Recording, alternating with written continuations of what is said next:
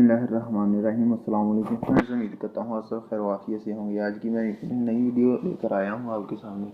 जो पटवारी की जॉब्स आज से 3-4 माह पहले जिन लोगों ने अप्लाई किया था पटवारी की जॉब्स में, तो उन लोगों को के लिए खुशखबरी है कि पटवारी की तरफ से आपको जो है मैसेज आ रहे हैं।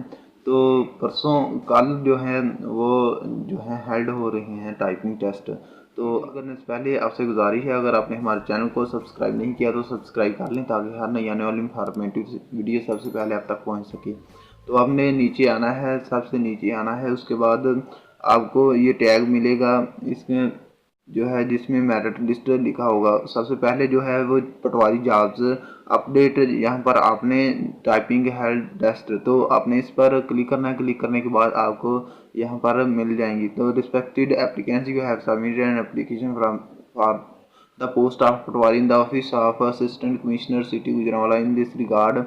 जिन लोगों ने गुजरांवाला में जो है किया था अप्लाई, उनके लिए है। In this regard your typing test will be conducted in district university Gujranwala on 12/6/2021 for 15 PM। Please appear in the time. I must bring your original CNIC card. जो है वो आपने सिर्फ CNIC कार्ड लेकर जाना है वहाँ पर।